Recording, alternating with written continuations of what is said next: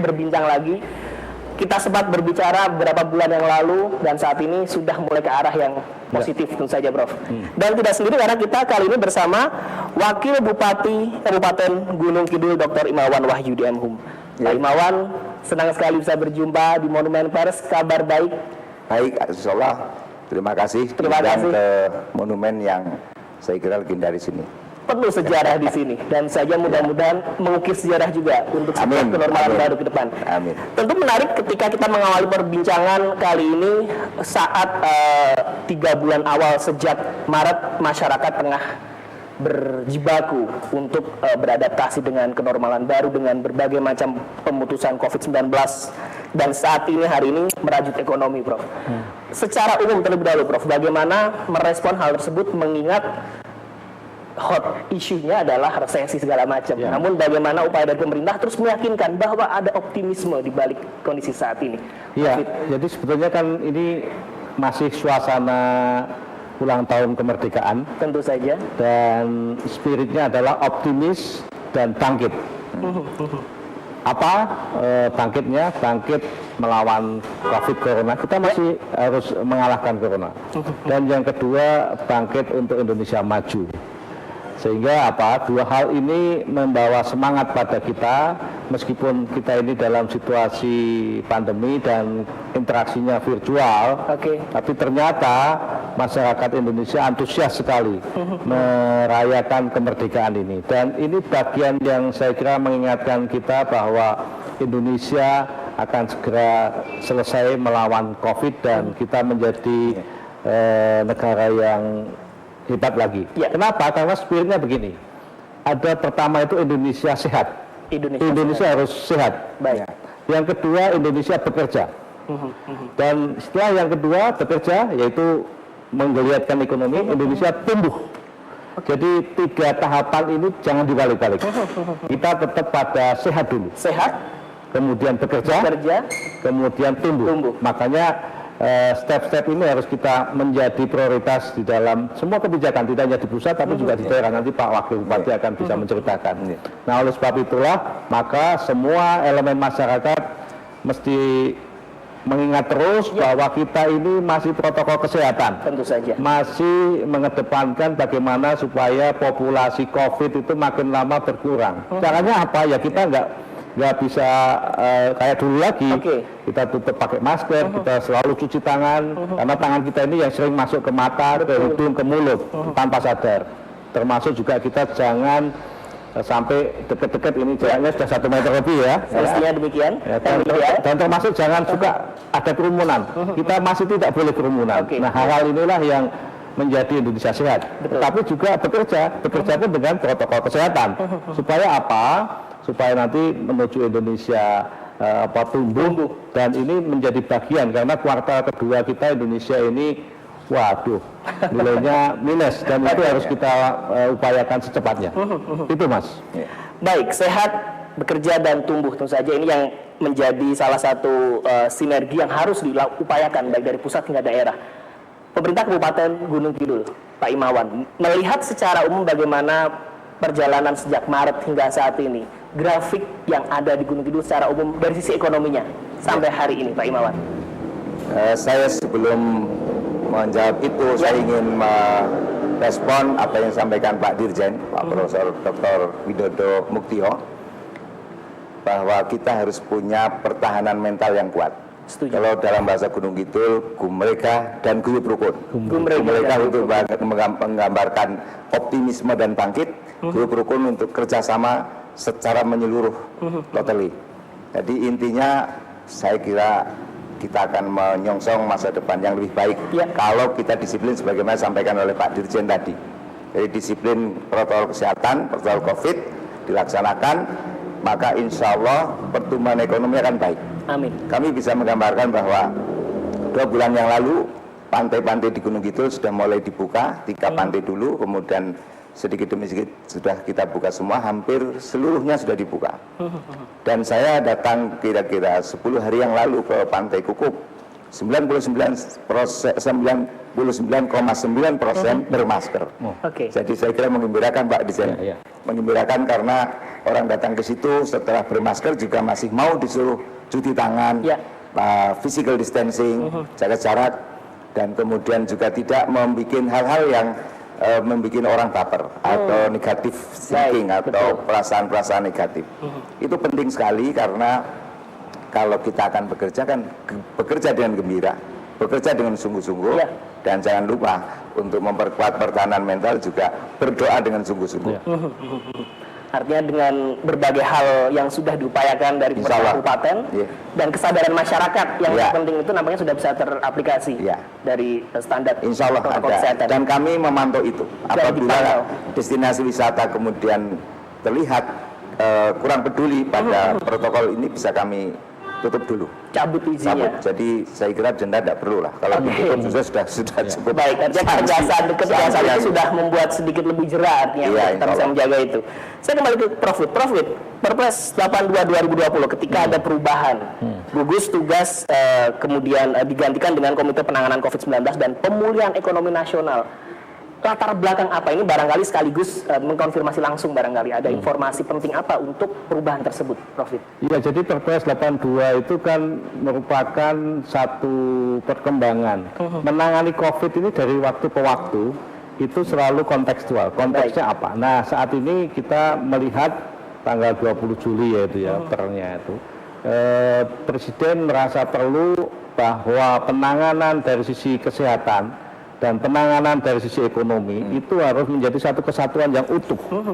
Makanya sekarang ini kalau masyarakat nanti akan melihat ada PCPEN gitu ya. Jadi penanganan COVID dan juga pemulihan ekonomi nasional. Jadi dua strategi besar secara nasional itu dikolaborasikan dalam satu kerja bersama, termasuk dalam komunikasinya. Jadi kan dalam berbagai kajian sekarang ini masyarakat sudah ngerti secara kognitif, secara pengetahuan itu sudah tahu, sudah ngerti. Yang belum itu bagaimana perubahan perilakunya. Nah, jadi arah kita adalah bagaimana supaya perubahan perilaku itu betul-betul dikerjakan di semua lini lapisan masyarakat.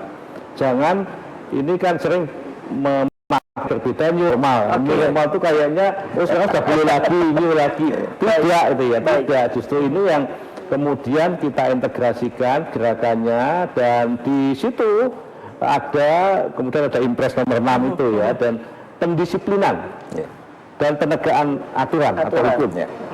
Kenapa? Karena kalau sudah tahu kok masih belum mengerjakan, ada sesuatu ini yang harus kita tambah instrumennya, termasuk kalau kita contohkan dulu helm itu kan sosialisasinya lama ya, susah sekali ya. Nah sekarang ini kita agak diminta cepat, harus mengakselerasi semua dan cepat. Makanya Pak Presiden sudah mengingatkan kalau memang ini bareng-bareng satu dulu setengah bulan ini masker, tidak pokoknya ketemu nggak masker langsung diingatkan, langsung dikasih, atau bahkan kalau dikasih masing-masing daerah punya kearifan untuk solusi itu. Nah ini penting karena musuh kita itu nggak kelihatan, dan juga ada yang sekarang menjadi terkenal itu OTG itu loh, tanpa gejala, lebih berbahaya. Ini yang kalau kita merasa badan kita sehat lantas bisa bebas itu salah, itu perilaku yang harus kita jauhi. Dan Perpres tadi mengkonsolidasi itu, termasuk juga strategi komunikasi kampanyenya ya. Kita ada namanya serangan udara, ada serangan darat gitu ya. Maksudnya serangan udara itu lewat media, kita gencar terus. Sekarang kita jalan aja mesti kelihatan fotonya Pak Presiden pakai masker di mana-mana gitu ya.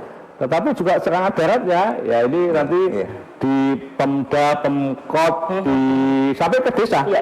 Kita akan menggerakkan Babinsa. Babin Kamtibnas. Kita akan menggerakkan itu, dan itu menjadi kayak relawan tetapi menjadi didorong oleh pemerintah.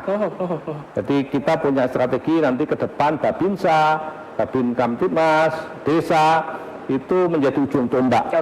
Termasuk juga kalau di dalam kesehatan ya kita menggerakkan posyandu gitu. Jadi ini gerakan sampai ke bawah. Tidak hanya di daerah saja tapi juga serangan daratnya ya. Baik, artinya kalau saya meminjam istilah Prof dengan orkestrasi, kalau di media ini orkestrasi seluruh elemen pemerintah. Betul. Dari tingkat pusat sampai bahkan yang bersifat langsung ke masyarakat. Artinya bisa berjalan di sana. Kembali ke Gunung Kidul, Pak Imawan, dari saat gugus tugas ketika bertugas, Pak Imawan sebagai ketuanya sekaligus atau Saya ketua pelaksana. Ketua pelaksana. Ya. Bagaimana secara umum penanganan di sana, karena dari beberapa media yang kami himpun pun sempat ada berita yang cukup menarik ketika jumlah sembuhnya cukup tinggi sekitar bulan Juli atau menjelang Agustus. Pak Imawan. Kesembuhan 81%. 81%. Lalu tadi saya sudah matur Pak Dirjen di belakang. Menaik itu pertengahan Juli karena perjalanan. Dari biasanya landai 10, tidak pernah lebih dari 10, tiba-tiba menjadi 33. Agak baper juga orang. Saya juga tertekan. Baik. Karena hasilnya ada hasil perjalanan ke daerah-daerah zona merah. Lalu kemudian turun, tiba-tiba naik lagi menjadi 44. Tapi saya tanya kepada kepala dinas kesehatan, itu hasil tracing, hasil swab maksud saya, hasil swab. Kalau saya agak tenang, swab itu pertama melaksanakan perintah dari pemerintah pusat, dan itu harus inline. Yang kedua, dengan dilakukan swab berarti semakin kecil angka-angka yang OTG tadi. Lalu naik lagi menjadi 52, sekarang sudah 22 dan tadi tambah 5 menjadi 27. Ini semua swab.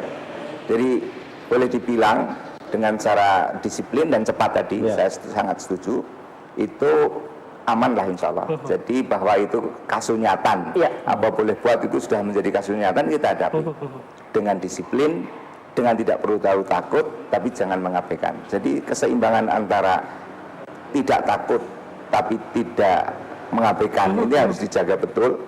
Kalau di desa kami agak berat, Prof, kalau memberikan dan sanksi-sanksi karena agak tidak populer. Di desa harus dimong lah, lebih edukatif, persuasif itu. Lalu kemudian juga keseimbangan antara orientasi ekonomi dan orientasi kesehatan. Kami sudah mulai membuka hajatan dengan Perbup nomor 68. Kan dalam hajatan itu ada dinamika ekonomi. Teman-teman dari seniman bisa manggung, yang setelah 4 bulan tidak manggung itu apa-apa dijual. Cuma dirinya aja yang tidak dijual. Jadi kasihan sekali ya, kali kita buka perintah dari Bupati, Ibu Haja Badinga, lalu kemudian sedikit demi sedikit kita tata agar bertahap memahami bagaimana kesenian dalam hajatan. Dan hajatan itu demikian rupa juga ditata jangan sampai menimbulkan klaster. Nah, klasternya itu bukan karena hajatannya, tapi karena ada orang datang dari luar DIY, kemudian dari zona merah, kemudian menulari. Jadi apabila kedisiplinan ini bisa kita jaga, insya Allah tidak ada tertular. Bukan karena hajatannya, tapi karena penularannya ini dari zona merah. Baik, Pak Imawan, Prof, kita akan jeda terlebih dahulu tentang bagaimana konkretnya nanti untuk betul-betul bisa menggiatkan kembali perekonomian. Tentu saja kita akan jeda dan jangan kemana-mana, tetaplah bersama kami. Ngopi Pintar di Monumen Pes.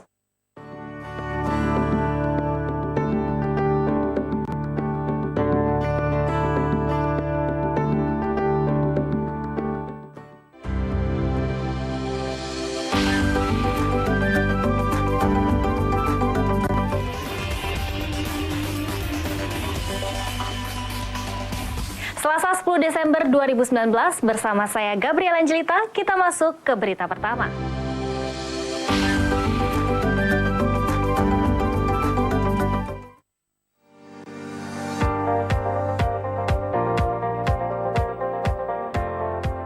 TA Enterprise adalah salah satu bagian dari grup holding TA Media Group yang bergerak di bidang event organizer. Lebih dari 10 tahun, TA Enterprise telah memberikan sajian dalam bentuk event kecil hingga event besar.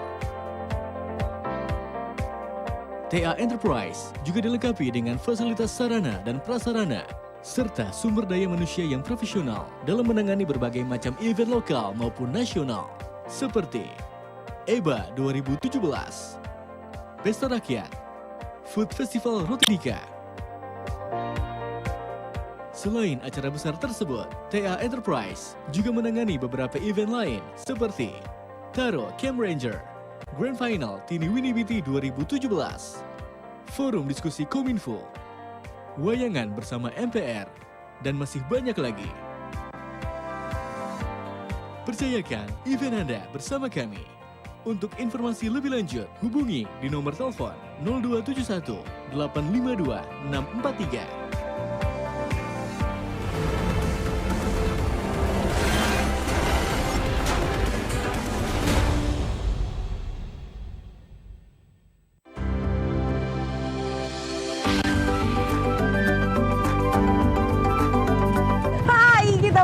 Ketemu lagi di program wisata kita, serunya bikin kita kesana. Suasana yang nyaman, hati yang adem, warganya ramah-ramah.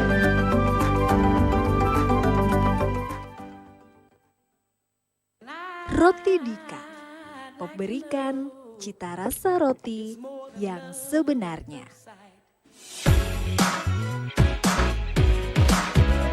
Yang terkenal tetap Dika. Tetap Dika.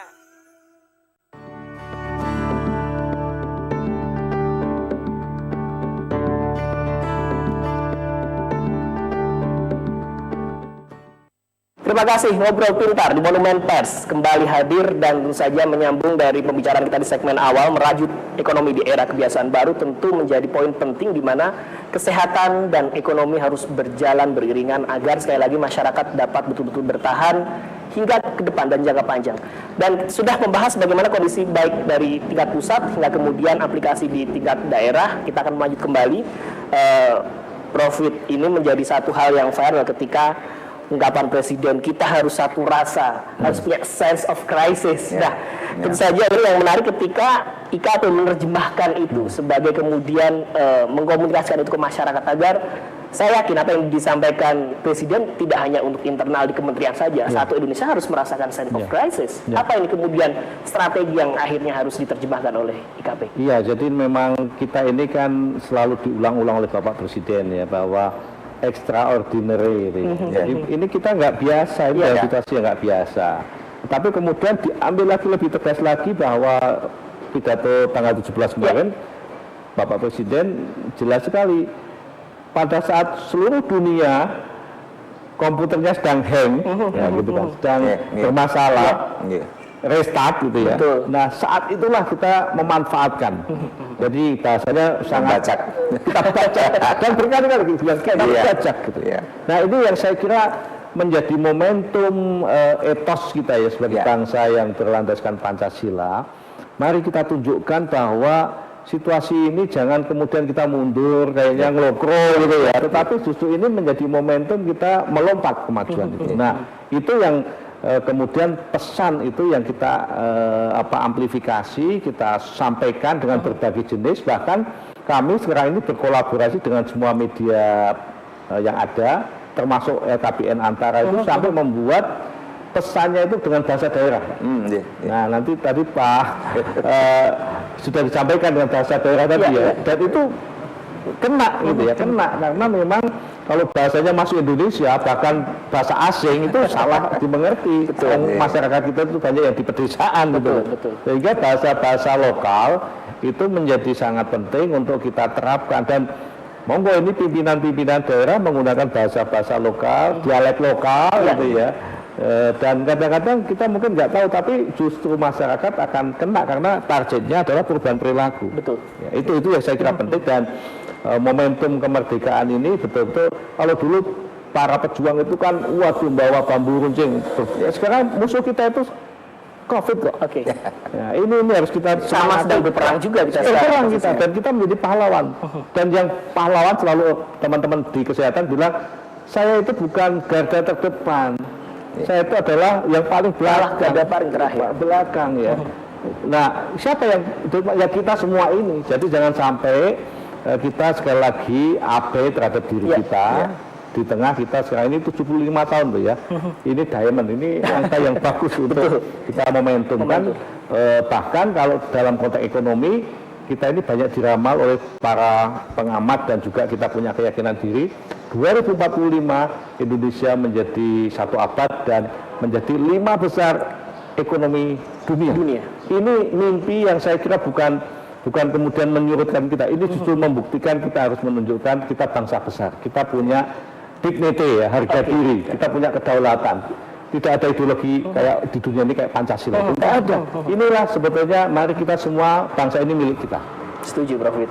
Pak Imawan, ini dengan berbagai macam komunikasi yang dibangun dari pemerintah pusat dengan berbagai kebijakannya, nampaknya memang respon khususnya dari Kabupaten Gunung Kidul pun sangat sigap. Termasuk catatan dari kunjungan wisata pun juga sangat positif, bisa disampaikan ini Pak Imawan. Kunjungan wisata selama 2 minggu atau ya 3 minggu kurang, itu 108.000. Sampai ngerasa dalam Sri Sultan Hamengkubuwono X selaku gubernur kaget dengan angka itu. Tapi kami meyakinkan bahwa dengan kunjungan yang begitu gegap gempita, protokol COVID berjalan. Karena kami sudah sejak dari awal uji coba, apabila nanti ada yang tidak sesuai, kami akan tutup lagi. Jadi mereka harus menjaga kepentingan sendiri juga. Lalu kemudian dari 108.000 lebih, itu satu orang 10.000. Tapi setelah dicek oleh teman-teman pariwisata, ya semacam survei kecil-kecilan, itu satu orang paling tidak mengeluarkan 150.000. Rata-rata artinya satu orang ya, 10.000 masuk ke dari distribusi daerah, 150.000 keluar kepada masyarakat. Jadi 15 kali apa yang kami terima sebagai retribusi dari pariwisata. Dan masyarakat menikmati 15 kali dari apa yang kami terima. Menurut Pak Arief Yahya waktu masih berkunjung ke Gunung Kidul, masih menteri, memperkirakan hanya 10. Ternyata dari survei 3 bulan berturut-turut menunjukkan minimal 150. Itu minimal, jadi bisa lebih dari itu. Jadi kalau Prof Widodo optimis, kami lebih optimis karena angkanya jelas. Angkanya jelas. Tapi ini dunia pariwisata. Alhamdulillah dalam dunia pertanian kita bukan turun, malah menaik tahun ini. Luar biasa sekali. Dan kami di backup langsung dari Kementerian Pertanian. Siapapun menteri dan dirjen ataupun direkturnya itu sering ke Gunung Kidul, cek terus. Dan kami tidak ada yang menurun kecuali pada komoditas tertentu, mamanya seperti kedelai, karena itu bukan bahan yang terlalu penting sekali, walaupun penting tapi tidak terpenting. Tapi kalau padi itu surplus terus, surplus kami nggak tanggung-tanggung, setahun bisa sampai 200.000 ton. Memang kalau kita kaitkan dengan Gunung Kidul, jadi dilihat kuartal kedua kemarin yang masih positif itu salah satunya ya pertanian. Dan kalau yang dari lebih jauh lagi teknologi, komunikasi. Nah, ini pertanyaan punya beliau. Dan begini, Gunung Kidul itu sekarang kreatif sekali menggunakan media sosial. Alhamdulillah. Itu luar biasa. Kami monitor di Kominfo itu. Sekarang ini kan promosi wisata itu dengan medsos, dan luar biasa kegiatannya itu nggak nyangka, kita tahu-tahu, luar biasa. Dan memang potensi menggali pariwisata yang sangat mungkin kita itu menjalankan protokol kesehatan karena kan luas tempatnya, kemudian tinggal disiplinnya. Betul. Nah ini saya kira tadi disampaikan lebih optimis, saya kira betul Pak Imawan. Jadi memang itu bagian dari upaya pemerintah. Jadi kalau kita lihat di sisi makro, sekarang ini kan pariwisata betul-betul kita genjot Pak. Kita genjot. Terima kasih. Dan Gunung Kidul salah satu, karena DIY ini kan termasuk yang diapresiasi Bapak Presiden kan. Provinsi yang betul-betul concern dan berhasil menangani persoalan COVID ini. Dan oleh sebab itu topangan ini kan Gunung itu topang DIY untuk menunjukkan karya nyatanya, dan ini membutuhkan seni dan kreativitas ya Pak, menghadapi tadi kearifan lokalnya. Orang desa di Gunung itu nggak bisa dikenai sanksi apa, tetapi malah dikasih atau di pangku gitu ya. Jadi itu pendekatan berbeda. Baik, tentu saja kita akan bahas di segmen selanjutnya, Prof. Tentu banyak aplikasi-aplikasi tadi yang disampaikan, banyak upaya secara teknologi. Pemerintah pusat ada Peduli Lindungi, Jogja memiliki Jogja Pass juga, termasuk tadi dengan barcode juga ketika masuk. Nanti kita akan bahas bagaimana mengimplementasikan teknologi khususnya dalam screening ini. Kita akan bahas di segmen selanjutnya, tetaplah bersama kami.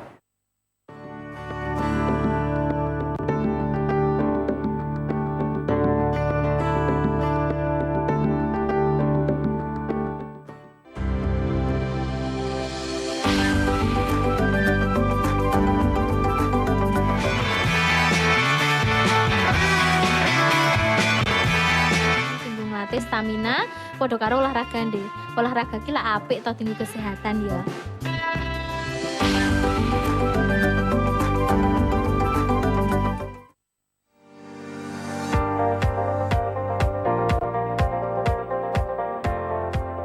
TA Enterprise adalah salah satu bagian dari grup holding TA Media Group yang bergerak di bidang event organizer. Lebih dari 10 tahun, TA Enterprise telah memberikan sajian dalam bentuk event kecil hingga event besar. TA Enterprise juga dilengkapi dengan fasilitas sarana dan prasarana, serta sumber daya manusia yang profesional dalam menangani berbagai macam event lokal maupun nasional, seperti EBA 2017, Pesta Rakyat, Food Festival Roti Dika. Selain acara besar tersebut, TA Enterprise juga menangani beberapa event lain seperti Taro Camp Ranger, Grand Final Tini Winnie BT 2017, Forum Diskusi Kominfo, Wayangan bersama MPR, dan masih banyak lagi. Percayakan event Anda bersama kami.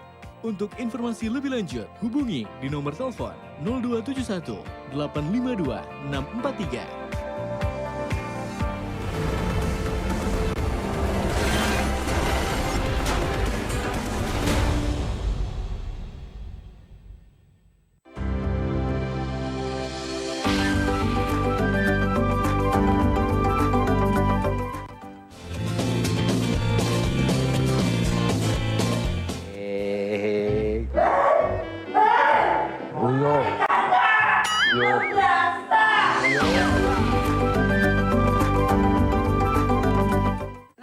Roti Dika, memberikan cita rasa roti yang sebenarnya.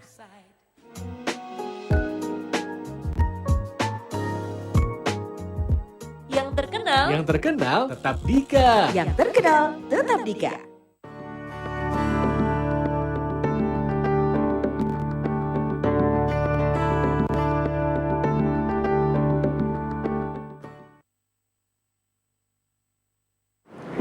Ngobrol pintar di Monumen Pers tentu saja. Ini menjadi sajian yang sangat lengkap dan menarik sekali mengingat tempat ini penuh dengan sejarah. Tentu saja kali ini Indonesia pun tengah mengukir sejarah.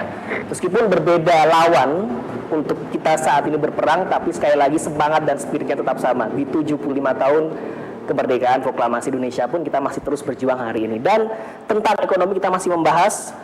Tentu saja berbeda tadi disampaikan Prof. Senjatanya sudah tidak lagi bambu runcing. Teknologi sekarang sudah menjadi senjata kita juga, Prof.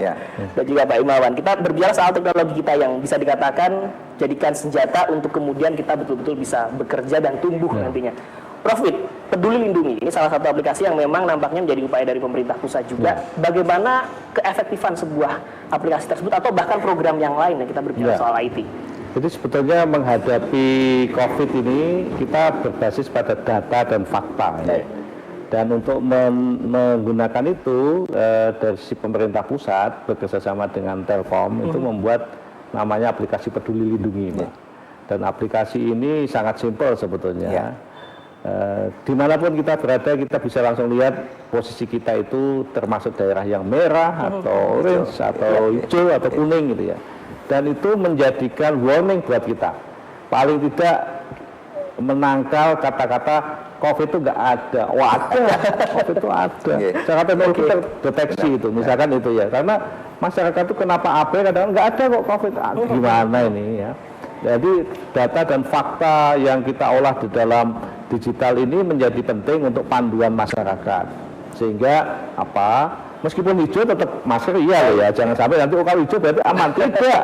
Itu sebetulnya data di mana di daerah tersebut ada pasien positif COVID. Nah itu yang saya kira penting, sehingga masyarakat semua pemirsa jangan sungkan lah, silakan di download karena handphone apapun bisa, itu ya aplikasi Peduli Lindungi dan itu juga menjadi pegangan untuk kita semuanya. Dan masing-masing daerah sekarang mengembangkan ya, Jogja ini inovatif ya, mengembangkan sistem. Tidak apa-apa, kita makin banyak tidak masalah, tetapi paling tidak kita itu tahu bahwa ada sesuatu yang itu menjadi musuh kita. Jangan sampai kita meremehkan itu. Jadi kata meremehkan ini yang bahaya, dan itu diuji oleh teknologi karena kita sudah berbasis teknologi. Betul. Meskipun demikian, catatan dari Kominfo sendiri 1028 hoax terjadi di Agustus. Digitalisasi penuh dengan tantangan juga, Prof. Apa ini yang ingin disampaikan, Prof? Iya, jadi memang masyarakat kita ini kan sekarang bisa memproduksi, bisa mengkonsumsi, bisa mendistribusi lewat gadget kita. Nah, kalau kita ini orangnya ya insya Allah orang-orang yang santun, yang taat agama, yang itu aman. Tetapi ternyata masyarakat kita itu ada yang juga usil, Pak. Padahal informasi itu kan kayak makanan. Menyajikan makanan itu kalau dalam bahasa agama Islam misalkan itu ya yang halal. Ini enggak, ini haram, tidak menyehatkan, menyesatkan, membingungkan. Dan angkanya tadi 1000 lebih tadi itu baru dari sisi COVID, Pak. Belum yang lain-lain. Bahkan lebih dari 1 juta kita itu men-take down, ada itu perjudian, ada itu pornografi, ada itu kesehatan yang bohong. Kesehatan itu dibuat bohong. Itu di era dulu. Ada juga kesehatan yang bohong. Obat ini. Nah, inilah yang kemudian menjadi tantangan kita semuanya, bahwa mari kita menggerakkan, kami di Kominfo sekarang menggerakkan istilahnya menanam rumput hijau. Apa itu rumput hijau? Informasi yang positif, mendidik, mengedukasi. Untuk melawan apa? Ilalang kering yang mudah terbakar. Apa itu? Inilah informasi yang menyesatkan, hoax, hate, gitu ya. Dan itu kami dorong. Jadi sekarang ini mari kita sebagai warga negara milenial, karena kita kan milenial ya, menanam rumput-rumput hijau, informasi-informasi yang menyehatkan. Ini tantangan kita. Jangan sampai nanti yang banyak malah ilalangnya ini. Nah, itu kan makin terus terang saya tidak membayangkan sebagaimana repotnya Profit dan juga jajarannya. Sudah COVID nggak kelihatan, dunia maya juga nyaris tidak terlihat juga. Tapi terus berupaya itu. Nah, saya langsung mencoba menunjukkan ini Jogja Pas, Pak Imawan ya. Jadi di Jogja Pas ini sudah ada travel form juga, Prof. Kemudian kita bisa lakukan beberapa screening secara personal sehingga ini bisa betul-betul komitmen kita untuk masuk ke Jogja, salah satunya Gunung Kidul sudah bisa dilakukan. Dan ini sangat menarik sekali, artinya dari pemerintah pusat sudah ada dengan Peduli Lindungi, Jogja pun demikian. Nah, pertanyaan saya kemudian begini Pak Imawan, dengan sekian banyak pengunjung dalam waktu hampir 3 minggu itu, bagaimana proses screening itu sehingga yakin bahwa tidak usah khawatir karena memang sudah punya komitmen. Tapi kita tidak tahu masing-masing bagaimana mengukur itu, Pak Imawan. Jadi wisatawan begitu datang dilihat dulu pakai masker enggak. Kalau pakai masker, lanjut berikutnya termogan. Termogan, kemudian cuci tangan. Kemudian masuk, setelah masuk itu ada di fasilitas cuci tangan. Dan apabila di destinasi wisata tidak ada cuci tangan, ya kami bantu. Kalau sudah ada, kemudian kita pantau penggunaannya. Itu setiap saat ada 6 relawan di satu destinasi untuk memberitahukan. Semua protokol itu disampaikan terus-menerus, bergantian, kadang bahasa Jawa, kadang bahasa Indonesia. Tapi intinya adalah bahwa pergerakan wisatawan karena banyak dari luar DIY itu terpantau dengan baik. Pada awal-awalnya kalau datang tidak bermasker ya diusir, nggak boleh. Dan kalau kemudian dia kooperatif ya kita kasih. Tapi kalau tidak kooperatif sudah suruh pulang. Dan itu seperti Pak Prof Widodo sampaikan, ada Babin Kamtipmas, ada Babinsa, ada Satpol PP, ada teman-teman dari desa. Desa itu pejuang yang luar biasa. Awal-awal dari pandemi ketika masih baperan itu desa itu luar biasa. Ada yang nulis lockdown, bahkan ada yang menulis download. Itu luar biasa. Jadi sampai sekarang terbawa pada karakter waspada. Sehingga kami sangat terbantu dengan masyarakat desa yang menjaga diri mereka dengan sungguh-sungguh. Tapi dalam kaitannya dengan pantauan melalui digital, 2016 kami sudah membuat seluruh 144 desa itu semuanya sudah menggunakan sistem informasi desa. Itu semua aplikasi termasuk Kartu Indonesia Sehat yang isinya 4 atau 12 item itu masuk semua. Walaupun tadinya untuk layanan administrasi kependudukan, untuk surat inilah surat itu bisa dilayani dalam waktu menit gitu, atau menit 2 menit. Nah sekarang bisa dipakai juga kaitannya dengan QR code. Ya, untuk membiasakan kita sudah punya sistem informasi yang lumayan canggih. Bahkan untuk memperkuat itu, Kominfo memasang sekitar 1.000 titik untuk penguatan digitalisasi. Jadi perintah Pak Gubernur kami kuatkan dengan 1.000 titik digitalisasi, dan katanya akan dibantu dari provinsi sekitar 300, sehingga nanti blank spot area bisa diatasi, dan kemudian kedisiplinan untuk memantau warga pendatang ataupun warga yang datang ke destinasi wisata bisa terpantau dengan baik. Dan itu konsep beliau kan, konsep Bapak Gubernur, siapapun datang dari luar DIY itu dimanapun dia sudah bisa terintegrasi di provinsi. Dan begitu kalau terjadi penularan dimanapun bisa dipantau siapa di mana berapa. Jadi ini bagian dari sumbangan IT dalam konteks menjaga kesehatan, protokol kesehatan COVID. Baik. Tentu saja kalau kita pinjam istilah olahraga itu jangan kasih kendor, Pak Imawan. Bagaimana ini agar bisa tetap tidak terlena kemudian. Tambah terus. Betul. Artinya memang tidak terlena dengan sudah aman, akhirnya terus melepas protokol kesehatan. Apa ini yang diupayakan untuk mengkomunikasikan hal-hal kecil kepada para pelaku-pelaku wisata di sana? Jadi saya kadang-kadang ikut di tempat pengumuman itu. Saya tak minta corongnya itu, saya ikut, ya hiburlah mereka, jangan terlalu tertekan dengan perintah ini, perintah itu. Kita hibur dengan hal-hal yang mereka juga mungkin senang, tapi saya nggak bisa nyanyi, bisanya doa, jadi tidak bisa nyanyi. Tapi kemudian saya datangi satu persatu yang tidak, terutama yang tidak memakai, kalau diajak dialog. Sesungguhnya saya lihat di masyarakat itu sudah diterima dengan baik pesan-pesan tentang protokol kesehatan. Lalu kami juga membuka dengan teman-teman seniman, ini sudah malam keempat ya, nanti malam-malam kelima dibuka wayang cakro, Pak Profit. Nanti malam wayang cakro dimulai jam 9 untuk menghibur masyarakat. Kalau kemudian terlalu disiplin di rumah terus, stres kan sama saja sakit. Jadi harus dibuka juga, ada hiburan, ada bekerja, terutama yang memperoleh tambah penghasilan. Karena kalau tanpa seperti itu kita juga nggak kuat memberikan PST terus menerus. Bahkan sesungguhnya masyarakat di desa, ini untuk Prof. Widodo bisa disampaikan ke pemerintah pusat. Sesungguhnya masyarakat ketika saya tanya lebih senang mana, dikasih sumur bor atau irigasi dengan PST, dia milih sumur bor dan irigasi. Jadi arti kolektivitasnya kuat. Kalau dapat untuk sendiri paling berapa hari sudah habis. Tapi kalau sumur bor yang diberikan itu bisa untuk. Itu seperti filosofi memberi kail atau ikan, kira-kira. Itu orang Gunung Kidul. Jadi orang Gunung Kidul punya, selain guyub rukun tadi, partisipasi pada pembangunan pemerintah itu sangat kuat, sangat tinggi. Baik.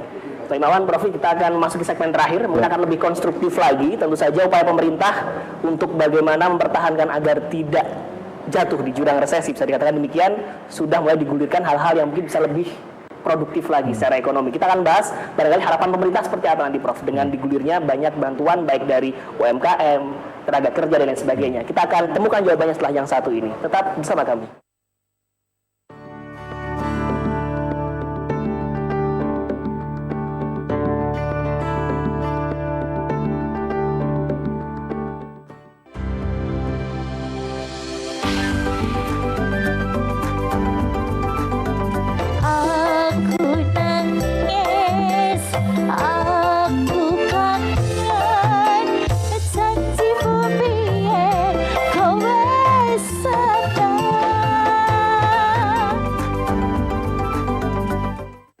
Roti Dika, berikan cita rasa roti yang sebenarnya.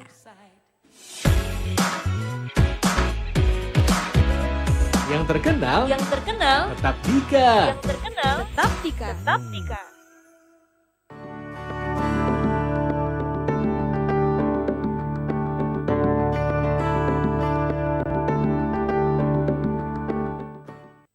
Terima kasih Anda masih bersama di Ngobrol Pintar di Monumen Pers, dan kita sudah berada di segmen terakhir. Tentu kita akan lebih konstruktif tentang upaya dari pemerintah yang harus betul-betul bisa bersinergi dengan masyarakat. Pemerintah pusat tidak bisa berjalan dan berjuang sendiri tanpa peran dari masyarakat juga. Upaya untuk tidak jatuh di resesi ekonomi ini sendiri pun diupayakan. Belum lama ini di tingkat UMKM, kemudian tenaga kerja pun sudah digulirkan. Harapan pemerintah tentu saja ini yang menjadi informasi penting yang harus diterima biar selaras dan sense-nya bisa sama juga profit. Ketika berbicara ekonomi, meskipun ini tidak sepenuhnya ranah dari Kominfo, tapi setidaknya apa komunikasi yang ingin disampaikan pemerintah tentang bagaimana bantuan sudah diberikan dan apa ini yang kemudian harus dilakukan masyarakat? Sebetulnya ada beberapa jalan ya. Kita paham kuartal kedua kemarin kita minus 5,32 dan itu angka yang targetnya kuartal 3 adalah jangan sampai turun lagi. Jangan sampai di bawah lagi, sebab itu bahaya. Kalau bisa ke atas, meskipun belum positif, kata Bapak Presiden. Nah, poin pentingnya adalah ada dua jalan tadi. Yang pertama, kita menggerakkan secara ekosistem yang disebut dengan Bangga Buatan Indonesia. Itu gerakan yang dimasifkan betul. Pada saat kita sulit langsung jualan di toko itu, kita buat online. Jadi saya kira nanti Gunung Kidul juga merespon itu. Banyak platform-platform yang untuk jualan.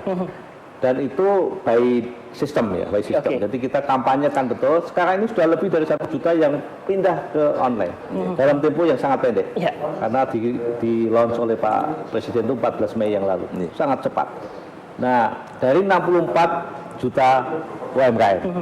Ini dari sisi. Nah, dari sisi yang lain kami memahami betul, pemerintah itu memahami betul bahwa stimulan itu harus dana pemerintah. Makanya sekarang ini dari sisi bansos diberikan, dari sisi kesehatan diberikan, dari sisi gaji tambahan diberikan, UMKM dihibahkan, supaya ini betul-betul akan menyemai ekonomi setempat. Karena memang targetnya kuartal 3 itu harus lebih baik lagi. Dan oleh sebab itulah nanti akhir tahun diharapkan sudah positif. Nah itu gerakan yang dipercepat. Sekarang ini kan hitungannya hari.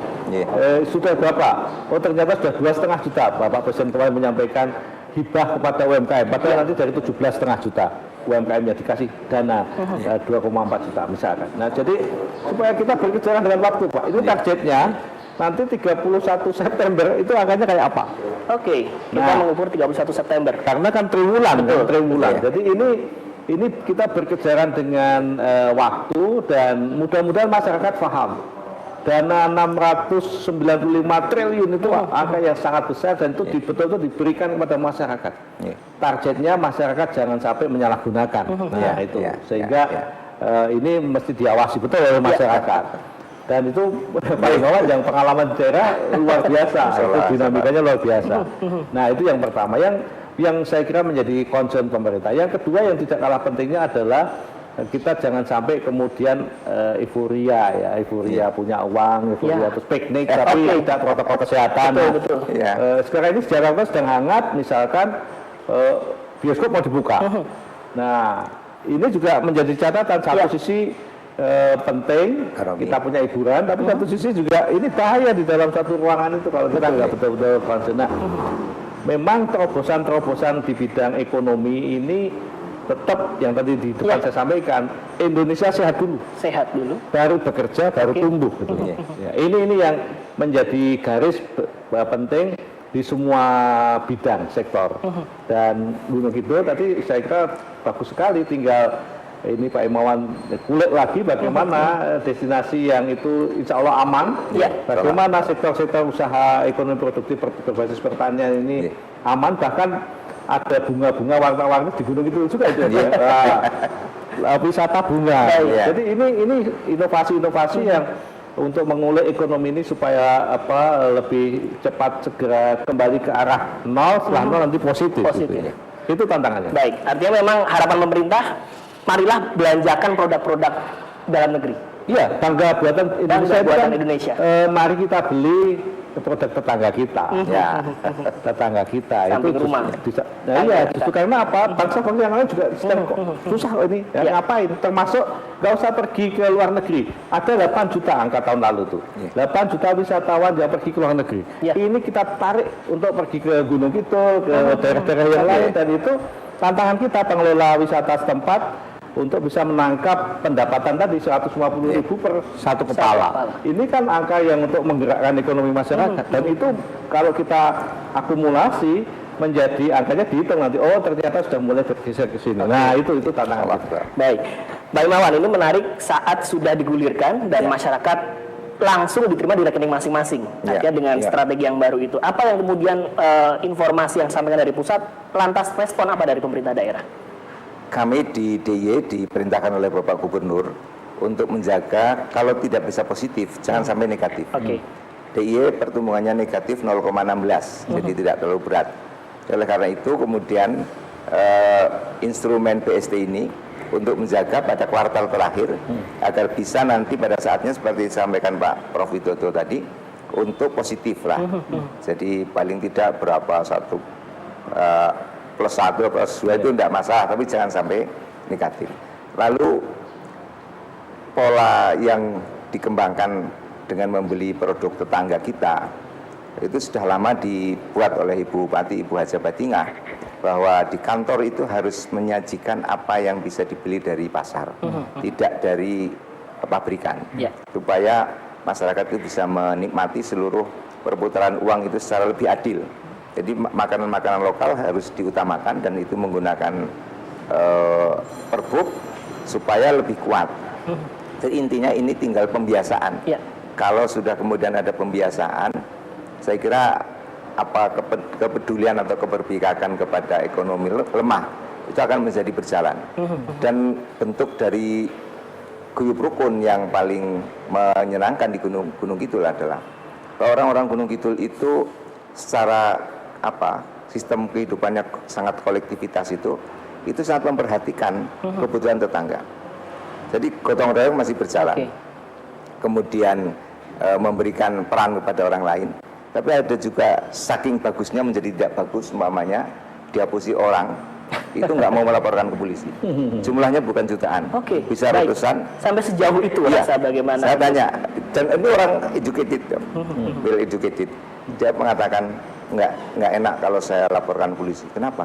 Ya gimana? Kita kan harus guyub rukun. Kan nggak enak. Dengan sebuah guyub rukun itu sampai tidak ingin sampai perkara. Itu untuk membela guyub rukun. Jadi fondasi mental kolektif ini menjadi penting karena dengan begitu Gunung Kidul siapapun kepala daerahnya, alhamdulillah Ibu Bupati ini sangat kreatif, beliau seorang entrepreneur yang bagus, yang berhasil, sehingga pertumbuhannya bagus. Kemarin sudah 5,1. Nah, TK harus terpaksa turun lagi. Mengapa 5,1, Prof? Gunung Kidul tidak ada mall. Tidak ada hotel, nah, adanya penginapan. Kalau itu sudah ada, insya Allah kami bisa mengejar lebih baik lagi dan mohon doanya bisa menggunakan IT sebagai upaya kita memberikan orang Gunung Kidul lebih pede. Karena anak-anak Gunung Kidul dalam hal penguasaan IT, kata anak-anak saya di kota itu memang jago-jago. Dan mereka tidak cenderung ke dunia formal, lebih pada dunia swasta dan kreativitasnya luar biasa. Entrepreneurship itu tadi memang menjadi unggulan juga. Baik, Pak Imawan, ini kita sudah hampir selesai. Dari Pak Imawan terlebih dahulu harapan barangkali yang disampaikan kepada warga Gunung Kidul ataupun siapapun yang pasti akan datang ke Gunung Kidul yang ingin disampaikan, silakan. Ya, kalau saya secara harian hiduplah dengan gembira, bekerja dengan sungguh-sungguh, berdoa dengan sangat menghayati. Insya Allah tetap sehat lahir dan batin. Amin, amin. Profit. Sama juga Prof, tentu saja Indonesia tidak hanya Gunung Kidul, tidak hanya Solo, tapi Sabang sampai Merauke. Apa yang disampaikan dari Kominfo sendiri untuk tetap bisa bersinergi? Ya, case Gunung Kidul saya kira menjadi salah satu cerita yang bisa disoundingkan, yang disampaikan kepada masyarakat bahwa satu daerah itu punya keunggulan-keunggulan. Komunikasikan dengan sebaik-baiknya agar supaya masyarakat Indonesia yang tadi tidak bisa piknik ke luar negeri itu ke Gunung Kidul, manfaatkan itu. Tadi dan view-nya nggak kalah. View-nya nggak kalah, betul. Dan kreatif sekali masyarakatnya, membuat objek-objek itu jadi menarik. Itu menjadi benchmark lah ya untuk masyarakat Indonesia. Dan Gunung Kidul juga saya kira sekarang sudah pede kan. Nah ini yang kedua yang juga tidak kalah pentingnya, kita ini sekarang mempunyai satu persoalan serius COVID-19. Tapi dengan COVID ini jangan kemudian menurunkan semangat kita. Kita balik ini ya, kita balik. Kita jangan sampai justru kita balik menjadi eksponensial. Jadi setelah satu tidak langsung dua, bisa berlipat-lipat. Termasuk juga dalam mengelola ekonomi masyarakat, Baik. mengelola destinasi wisata yang kita sekarang juga sedang gencarkan, Pak. Ada 5 destinasi unggulan di Indonesia yang betul-betul kita dorong dari tempatnya, dari biro perjalanannya, dari komunitasnya untuk tetap berpegang pada protokol kesehatan. Nah, tadi sudah dilaksanakan, gunung kita menjadi benchmark. Dan yang terakhir yang tidak kalah pentingnya, kita belum selesai untuk mengurangi bahkan menghilangkan populasi COVID ini. Oleh sebab itu, siapapun kita, dimanapun kita, yuk kita sama-sama memahami, kita saling menjaga, saling mencintai, jangan egois. Baik. Jangan egois, dan bangsa Indonesia ini guyup rukun. Ini yang saya kira mesti kita gelurakan untuk melawan COVID. Sebagai kebanggaan nasional. Ini momen bertemu dengan Prof. Hud selaku juga Dewan Pengawas antara peran media, Prof. Singkat saja ingin sampaikan seperti apa, Prof? Iya, sekarang ini juga. kami sangat dekat dengan media pimpinan redaksi di tingkat nasional. Dan kami sekarang ini termasuk ke Solo ini ya, kami ingin juga menyapa. Minggu lalu kami ke Jogja, TV Jogja, kita ingin menyapa karena kehadiran kita itu jauh lebih bermakna. Ini kan human communication, ya, humanisme. Termasuk model-model siaran seperti ini, kami akan sangat senang, dan kami di sela-sela kegiatan yang lain akan saya sempatkan untuk bisa menyapa masyarakat, karena sekali lagi bukan apa yang kau katakan, tapi kehadiran engkau itulah yang tidak kalah penting. Luar biasa. Sebagai penutup dari Profesor Dr. Widana Muktia, Dirjen Informasi dan Komunikasi Publik, Kementerian Komunikasi dan Informatika Republik Indonesia. Terima kasih hadirnya, Prof. dan juga Pak Dr. Imawan selaku Wakil Bupati Kabupaten Gunung Kidul. Terima kasih Pak Imawan Wahyudi sudah berbincang banyak. Tetap sehat, tetap tangguh, semangat juga, dan pasti kita yakin bisa melewati semuanya. Insya Allah. Amin. Dan demikian mitra tadi perbincangan kita di Ngobrol Pintar di Monumen Pers, tentu saja menjadi poin penting di mana Monumen Pers merupakan referensi bagi kesejarahan pers dan media bangsa Indonesia. Datangi, pelajari, dan pahami sejarahnya. Ngobrol Pintar di Monumen Pers. Dan tentu saja saya Septan Risha pamit. Tetap jaga kesehatan, jaga jarak social dan physical distancing, cuci tangan dengan sabun, gunakan hand sanitizer, dan pakai masker saat bepergian. Kita putus penularan COVID-19. Sampai jumpa.